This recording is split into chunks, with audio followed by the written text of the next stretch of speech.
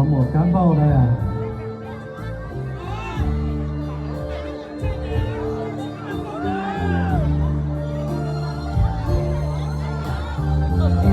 Đấy thì chơi hồ chơi hồ hồ chơi nha.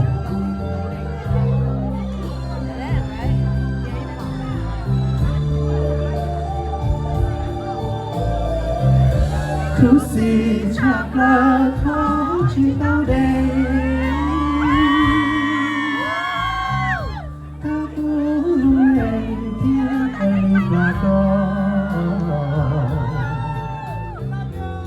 Người chỉ đang có tôi thầu đó. Từ lâu có cái chưa. Xa kia yêu tao mà đây chỉ có kia thì kia một sao này người xuyên ra thao có xa tiền chùa vì chỉ giờ uống tàu khó còn cho nhớ là đêm đó của thầu đua giờ chỉ yêu lo có một con anh chỉ trả nó cứ chỉ sáng gió là do nó có những chữ cho thứ gì chắc là khó chỉ tới đây.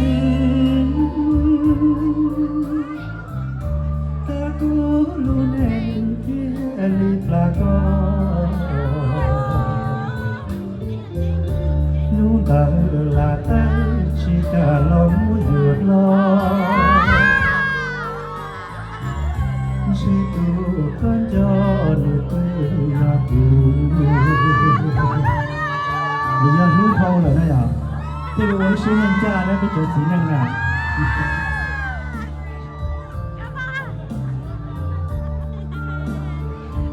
Nó sao thế? Nó sao nào?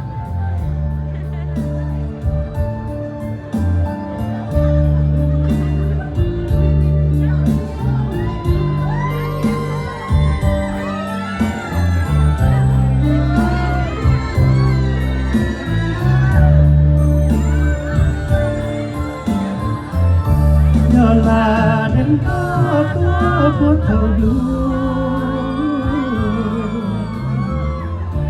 giờ chỉ yêu lo có một con chỉ trả nó cứ chỉ sáng gió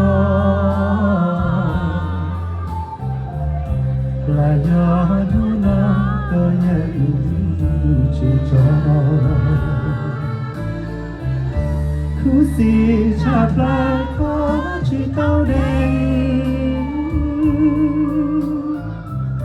Ta cố luôn em kia lịp là có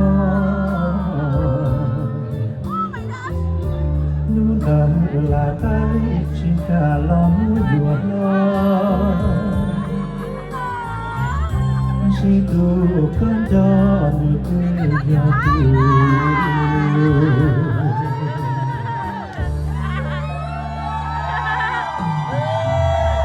của sự lo lắng của mình.